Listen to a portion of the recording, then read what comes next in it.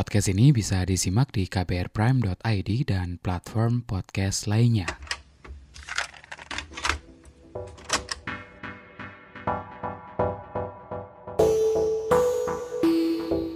Bisa jadi ini bukan kasus pertama yang pernah terjadi, tapi pemecatan ex-brigadir Tri Teguh dari kepolisian bisa jadi kasus pertama yang dapat exposure media secara besar. Tahun 2018 lalu, institusinya menjatuhkan sanksi pemberhentian tidak dengan hormat atau PDTH. Alasannya orientasi seksualnya. Padahal dia termasuk polisi yang punya prestasi. Nah, ini kali saya ngobrol bareng ex-brigadir Tri Teguh. Perkara pemecatannya jadi anggota kepolisian dengan orientasi seksual minoritas, aktivitasnya setelah tidak lagi jadi anggota kepolisian, percintaan, dan makna cinta tentunya. Anda mendengarkan Love Buzz bersama saya, Asrul Dwi. Love Buzz, membicarakan perkara yang tidak dibicarakan ketika berbicara perkara cinta.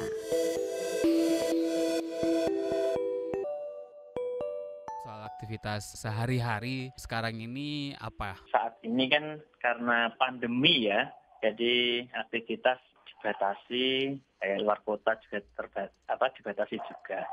Jadi yang pertama sih sering-sering olahraga di rumah sih. Terus sering kontrol bisnis barber saya, jadi keliling ke outlet-outletnya. Itu dari kapan punya barbershop? Saya punya barbershop sejak tahun 2013. Kenapa barbershop, Mas? Emang demen cukuran atau karena nggak cocok dengan barbershop yang lain atau gimana? Enggak sih, jadi awal mula motivasi saya buka barbershop itu karena ingin memberikan kesempatan bagi mereka yang putus sekolah dulunya sih, Mas. Jadi saya mengadakan pelatihan yang belum punya keterampilan potong. Jadi saya ada gurunya, jadi guru pendidik itu Mas yang didik potong, akhirnya mereka kan jadi bisa. Jadi akhirnya jadi capster dan bisa kerja di tempat kami seperti itu. Sekarang ada berapa barbershopnya, Mas? Ada 9 cabang. Itu di Semarang doang ada 9?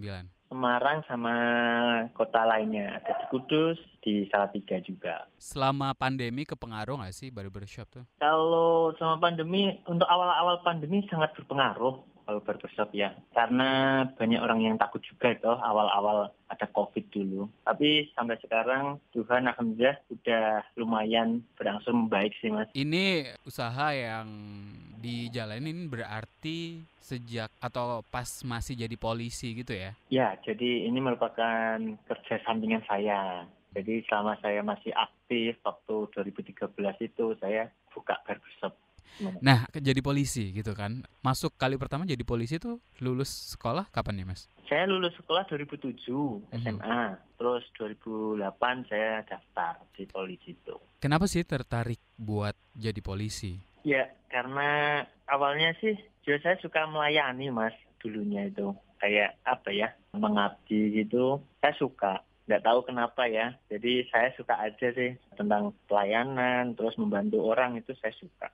Tapi secara spesifik kenapa polisi? Enggak yang lainnya mungkin PNS atau bahkan tentara gitu kan? Jadi dulu ada kenangan yang cukup lumayan kayak di kampung kan banyak oknum-oknum yang nakal ya Mas ya. Jadi saya pengen masuk dan pengen ngerti sebenarnya gimana sih di polisi itu. Nah, jadi di kampung itu banyak konotasi yang jelek sih tentang oknum-oknum yang nggak beres itu.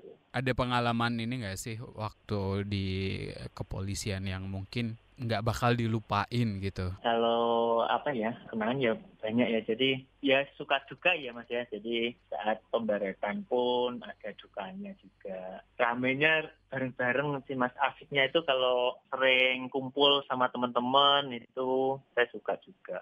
Nah, berarti total dari berapa tahun sih Mas di kepolisian sebelum kemudian? Saya total 12 tahun di kepolisian?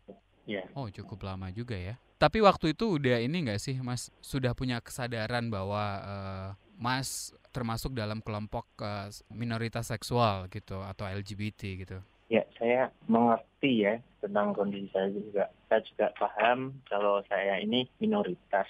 Mm-mm. Saya paham ini, Mas. Tapi waktu itu terbuka gitu ketika berada di kepolisian tentang Oh, seksualitas, Mas? oh enggak. Hmm. Jadi tentang orientasi seksual saya ini, saya enggak terbuka ya. Jadi selama ini saya selalu jaga privasi saya, karena saya menganggap orientasi seks saya ini termasuk privasi kehidupan saya gitu, Mas. Dan tidak perlu saya buka ke orang lain.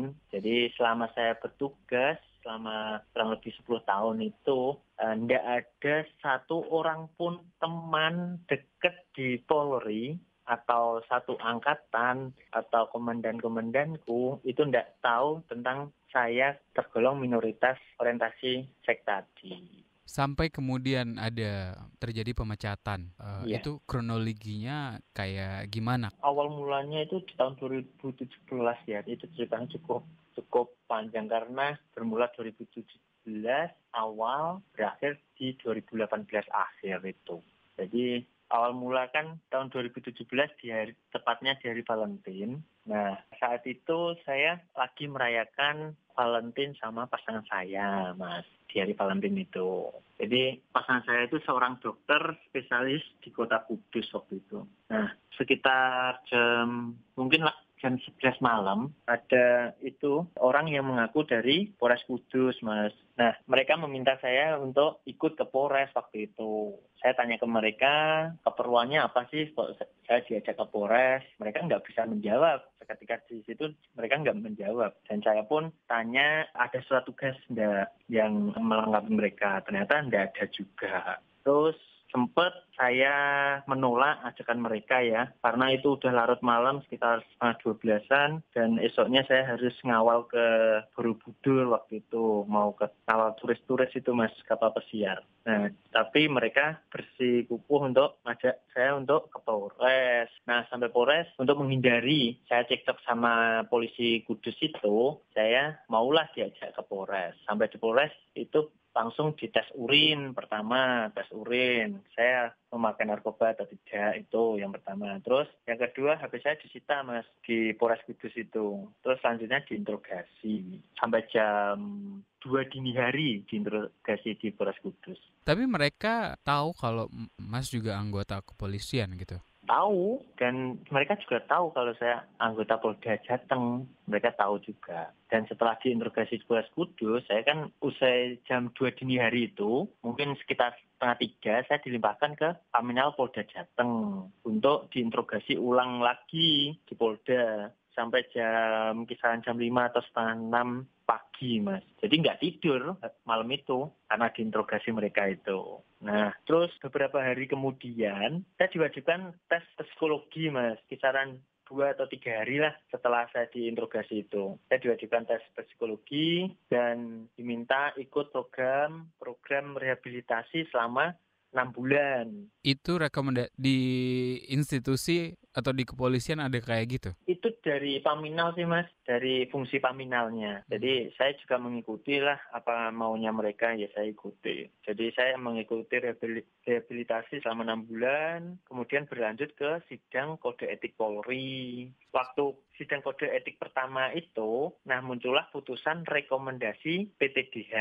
Itu maksudnya rekomendasi pemberhentian gitu ya? Ya, betul. Jadi sidang kode etik pertama itu muncullah rekomendasi PTDH itu. Nah, di hari yang sama saya mengajukan banding, menyatakan banding. Karena saya kurang pas saja kok, kenapa sih langsung rekomendasi PTDH. Tuh, makanya saya mengajukan banding. Nah, banding saya ini dinyatakan ditolak kurang lebih 7 bulan kemudian, Mas. Banding saya ditolak 7 bulan kemudian, tetapi anehnya mereka menyatakan banding saya ditolak, tetapi saya masih bertugas rutin seperti biasa dan bahkan saya kena sprint ketupat candi BKO di Tol Boyolali saat itu. Ketupat candi itu sprint yang menjelang lebaran itu, Mas. Nah, mereka menugaskan saya sprint ketupat candi BKO di Tol Boyolali selama kurang lebih 2 mingguan di sana. Dari sisi ini kan kok aneh kalau saya melihat kok mereka menyatakan banding saya ditolak, tetapi mereka masih menugaskan atau mengaktifkan saya tugas bahkan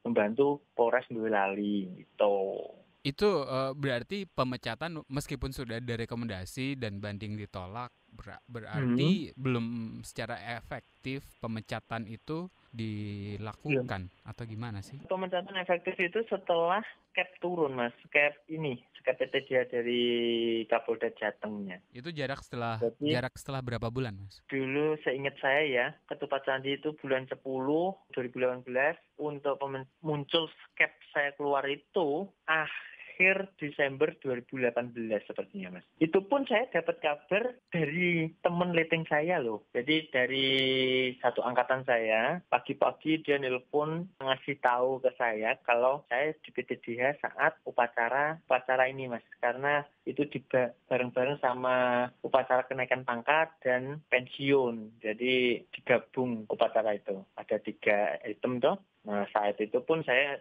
langsung kaget ya, karena nggak ada pemberitahuan sama sekali dari atasan atau surat tertulis dari mereka. Kalau sepengetahuan saya, sejak saya jadi Polri, orang yang di PT Dia itu harusnya ada pemberitahuan sebelumnya, entah itu tertulis atau lisan. Artinya alasan pemecatan waktu itu juga nggak disampaikan atau sudah ada di rekomendasi ya, atau PTDH itu tadi? Iya, kalau alasan pemecatan mereka sih karena versinya mereka saya dianggap melanggar norma dan merusak citra Polri. Itu sih, melanggar norma dan menurunkan citra Polri itu. Tapi secara spesifik soal orientasi seksual nggak disebutin ya, Mas? Enggak, mereka pun artinya mereka nggak poin-poin yang pas untuk ini ya, mereka nggak ada, nggak nyebutin, Mas. Jadi ini kan melanggar norma kan kayak pasal karet ya. Ya Jadi bisa apa aja banyak jadinya kan.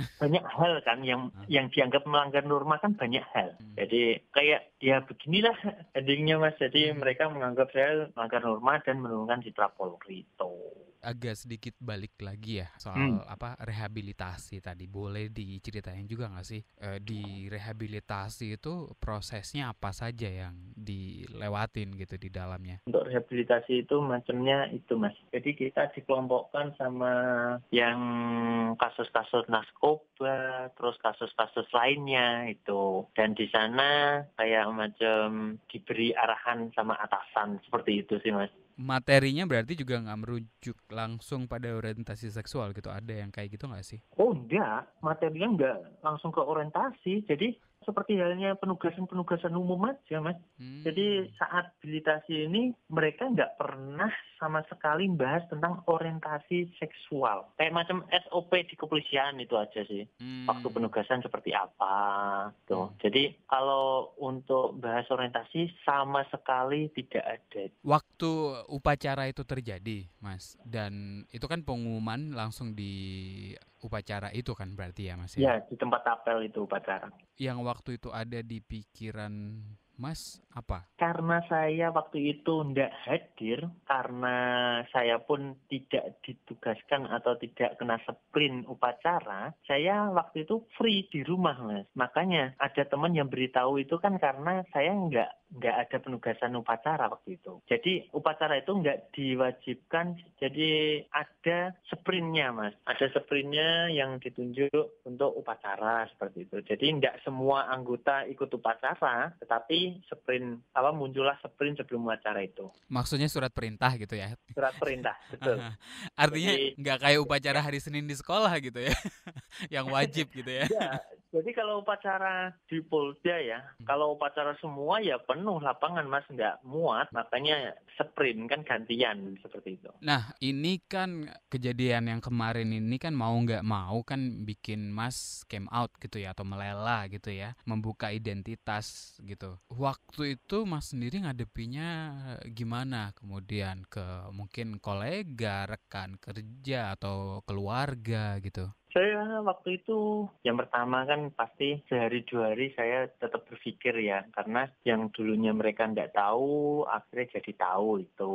Tetapi selanjutnya saya menghadapinya ya wajar aja sih. Ternyata sebagian besar dari mereka pun tidak mempermasalahkan tentang orientasi seksual saya, Mas. Jadi mereka menganggap saya ini ya saya temenin mereka, saya seperti anggota yang lain seperti itu. Jadi kemungkinan besar mereka pun mungkin mungkin tahu diri juga, artinya ini nggak ranahnya mereka kok untuk dibahas. Nggak pernah sih Mas ada yang bahas-bahas tentang orientasi seksual saya ini. Perlakuan mereka ya sama aja, jadi waktunya patroli ya patroli bareng, terus sarapan pagi gitu, saya apel ya sarapan bareng, seperti biasa Mas. Tapi kalau di kepolisian sendiri kira-kira gitu, orang-orang yang kemudian punya orientasi atau termasuk dalam orientasi seksual yang minoritas gitu, mereka berinteraksinya kayak gimana sih?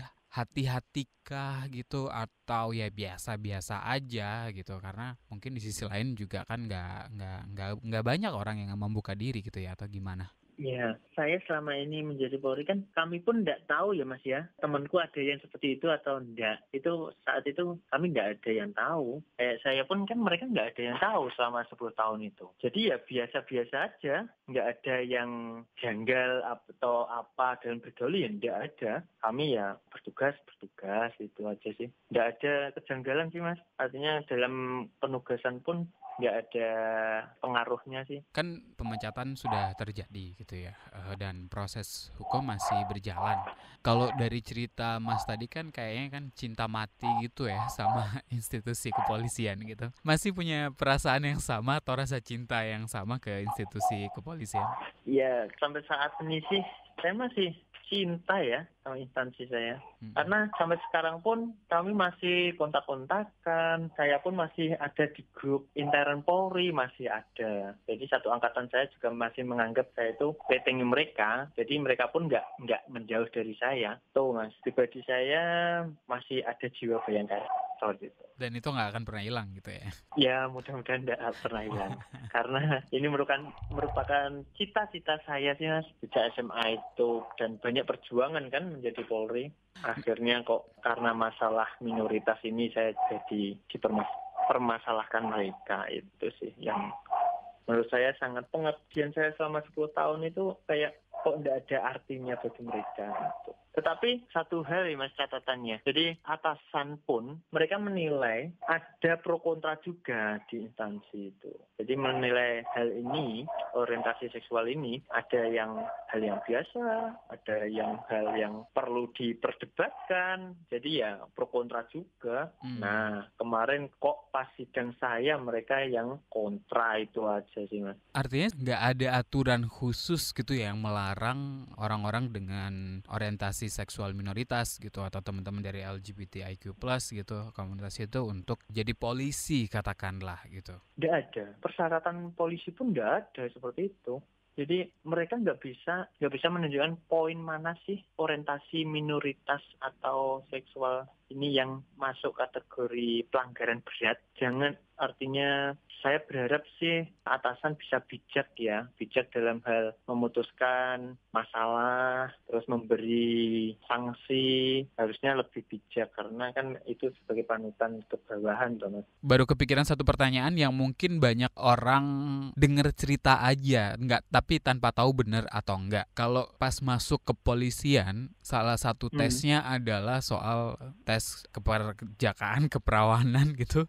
Katanya kan ada. Terus kemudian ada juga tes untuk mengetahui calon polisi ini gay atau enggak gitu. Itu beneran ada nggak sih? Nggak ada. Jadi saat seleksi itu nggak ada Mas, yang keperjakaan itu nggak ada, terus gay itu nggak ada. Jadi tentang psikologi itu kayak macam itu loh Mas, sifat ya. Kalau orientasi ini kan nggak mengarah ke tes tersebut. Jadi kayak macam pengendalian diri, emosional, itu bisa dicek di tes psikologi itu. Dan itu nggak ada hubungannya sama seksualitas sama sekali ya sebenarnya. Bahkan kemarin kami pun sempat waktu persidangan kemarin di PTUN Petun Semarang, ada ahli psikologi, beliau itu dosen Unika Sugio Pranoto Semarang. Jadi beliau berkata nggak ada yang tes yang bisa menjurus ke sana gitu loh Mas. Menyatakan orang ini gay, orang ini lesbi, itu nggak ada.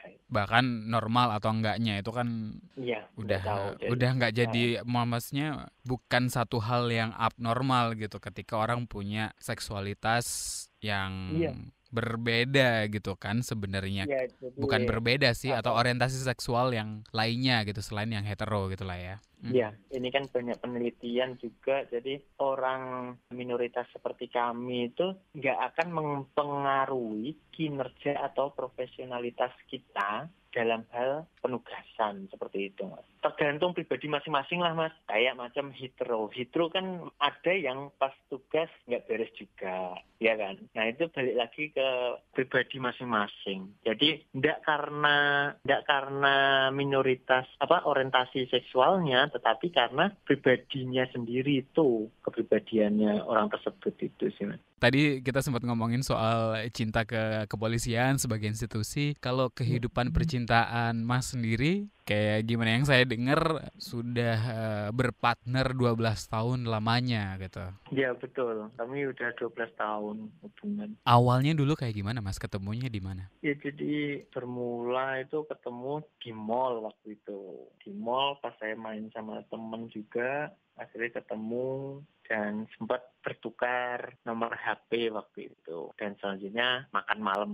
Ya seperti PDKT seperti itu sih, Mas.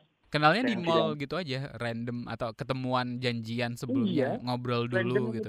Kita nggak sengaja ketemu, jadi kita nggak sengaja ketemu. Artinya saya nge-mall niatnya ya lihat-lihat barang atau jalan-jalan seperti biasa. Jadi nggak ada niatan untuk bertemu sama pasangan saya ini, enggak. Kita enggak sengaja ketemu, akhirnya berlanjut ngobrol-ngobrol, bertukar nomor HP. Selanjutnya ketemu berikutnya di hari kedua itu ketemu makan malam, ngobrol-ngobrol itu. Itu ngasih kode ke waktu ketemu ngelihat kenapa tertarik dengan satu orang ini gitu. Waktu itu apa sih yang sebenarnya bikin initial attraction gitu atau ketertarikan awal gitu ke partner Mas yang sudah 12 tahun bareng ini? Jadi awalnya kayak srek aja gitu sih, Mas. Oh, kita sama-sama srek. Akhirnya kita sepakat, terus komitmen, akhirnya jadian. Itu setelah berapa lama Mas sampai kemudian jadian? Kurang lebih mungkin 3 mingguan. Wah, cepet juga dong, patas ya? Patas ya. Berarti langsung srek gitu ya, dan bertahan sampai 12 tahun tuh gila loh sebenarnya kan? Iya, jadi ya 12 tahun kami jalan. Kami serumah. Berapa lama tinggal bareng? Tinggal barengnya udah 10 tahun. Awet banget gitu, gimana caranya Mas? Asal nggak diformalin aja. Kan pasti ada ini kan, triknya. Iya, yang pertama tadi sih, kami saling komitmen, bisa saling mengerti, dan bisa saling mengalah, itu aja sama. Jangan egois-egoisan. Komunikasi kayak gitu kayak gimana Mas? Juga biar tetap tadi kan cerita awal adalah Valentine gitu kan di 2017 yang jadi mula juga pemecatan gitu. Ritual-ritual romantis kayak gitu tetap dilakukan gitu ya? Kan momen ya, jadi ya seperti layaknya orang pacaran sih, Mas. Romantis-romantisan, kadang ya ngambek-ngambekan, ya ada suka duka juga, banyak hal pokoknya, Mas. Menghadapi kasus ini gitu, berarti kan sama pasangan juga kan waktu itu berarti kan? Iya, betul. Kayak gimana gitu biar cara menghadapinya, biar nggak kepengaruh gitu hubungan Mas dengan partner? Jadi begini, saya maju ini kan karena ya dukungan dari keluarga juga, dari pasangan saya juga, dukungan dari teman-teman di kepolisian juga. Mereka juga berharap kasus saya ini saya bisa masuk lagi di Polri itu sih, Mas. Banyak dukungan dari mereka juga. Masih berharap buat masuk Polri lagi? Saya masih berharap sampai sekarang. Tapi itu karena mungkin nggak sih Mas? Gimana? Tapi ya kalau Tuhan berkehendak pasti mungkin kan, ya enggak? Meskipun halangannya terberat pun, kalau Tuhan berkehendak, ya tetap iya kan. Jujur, saya masih berharap ya, makanya saya ini masih memperjuangkan hak saya di Petun, di Pengadilan Semarang. Jadi harapan saya masih bisa kembali bekerja, karena saya buktikan selama 10 tahun saya bertugas, saya mendapatkan penghargaan dari Presiden Jokowi menjadi anggota Polri yang konsisten tidak pernah melakukan pelanggaran, sehingga saya dianggap seorang polisi teladan.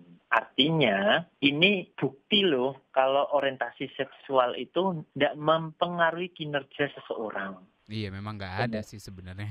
Iya, Alasannya nggak masuk akal sih kalau itu orientasi seksual kemudian iya. dijadikan Nah, pemecatan. mereka menganggap saya menurunkan citra Polri. Kan itu hal yang aneh menurut saya, Mas. Karena apa? Selama saya bertugas 10 tahun, kurang lebih 10 tahun itu, saya selalu menjaga privasi. Keluarga besar pun saya tidak ada yang tahu tentang orientasi seksual saya ini, Mas. Bahkan teman-teman deket, teman satu leteng, satu angkatan, itu tidak ada yang tahu. Nah, mereka taunya itu karena fungsi paminal yang kowar-kowar ke anggota yang lain. Nah, apakah saya yang dituduh menurunkan citra Polri? Dari mana, Wong? Yang kowar-kowar mereka kok. Harusnya kan mereka yang menurunkan citra Polrinya. Kalaupun itu nggak dibuka juga nggak akan ada yang tahu gitu ya. Iya, nggak Kasus ada ini yang nggak akan tahu. berkembang gitu ya sebenarnya. Iya, dan mereka tahu pun ya dari HP saya loh, Mas. Maksudnya gimana? Waktu kejadian 2017 itu kan hari Valentine. Mm-mm. Mereka kan nyita HP saya selama 2 minggu. Kisaran 2 mingguan lah. Itu tanpa surat untuk buka handphone gitu, ada surat khusus kan harusnya kayak Nggak semacam ada. penggeledahan gitu ya. Nggak ada, Mas. Jadi kalau kita di intern Polri itu atasan sangat berkuasa lah itu. Makanya tadi saya berharap juga, tapi kan tidak semua atasan ada yang baik, ada yang enggak juga. Semoga atasan lebih bijak untuk memberikan sanksi ke anak buahnya jika ada kesalahan itu. Harusnya atasan pun sebagai bapak ya kalau di kantor itu. Keluarga gitu waktu tahu gara-gara kasus ini kan pastinya mereka tahu gitu ya Mas. Ya, Kayak gimana reaksinya Mas waktu itu? keluarga tahu itu kan keluarga tahu karena saya ya yang beritahu, karena lebih baik saya ngomong jujur ke mereka daripada mereka tahu dari orang lain yang bisa ditambah-tambahi versinya terus dan lain-lain itulah, Mas. Jadi lebih baik saya jujur ke mereka, terbuka. Kalau saya ada masalah di internal Polri, kasusnya ini seperti itu, saya terbuka. Mereka awalnya kaget sih. Tapi mereka menerima akhirnya atau gimana? Menerima, ya. Udah dikenalin sama pasangan juga dong berarti Mas? Udah, jadi udah kenal ini, sejak saya kenal itu udah kenal sama keluarga juga. Tapi statusnya kan nggak pasangan. Teman aja gitu ya.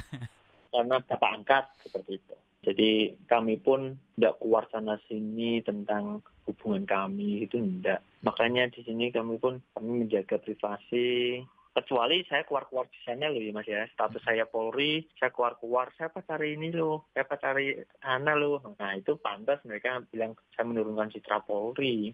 Keluarga berarti komunikasi dengan pasangan dan Mas juga oke gitu, nggak ada masalah sekarang ya? Ya, sampai sekarang nggak ada masalah. Kalau sekarang ini kira-kira gitu ya, meskipun di satu sisi ada terjadi pemecatan, tapi kan sisi lainnya adalah mungkin jadi lebih kuat gitu ya hubungannya sama pasangan, Mas ya. Bahagia nggak sih Mas sekarang ini? Ya, jadi kehidupan saya itu berbedanya cuma satu kan, Mas. Kehidupannya yang berubah karena yang dulunya saya bertugas jadi tidak bertugas, itu aja. Kalau dalam hal keharmonisan ya masih nggak ada perubahan. Saya juga beruntung punya pasangan yang artinya nggak melihat saya dari cuma seragam aja. Jadi bisa ngerti juga tuh, Mas. Nggak ada rencana adopsi gitu-gitu Mas. Agak susah sih tapi adopsi ya. Biasanya kalau anaknya udah harusnya 2. Saya ada anak 9 loh. Oh iya, apa aja tuh bentukannya? Ada burung ya. Ada burung, ada macam-macam. Kalau orang saya yang kerja di tempat saya ini ada 16 Mas, yang anak-anak barber itu. Terus kalau saya sering pulang kampung, bantu-bantu pekerjaan orang tua sih di rumah.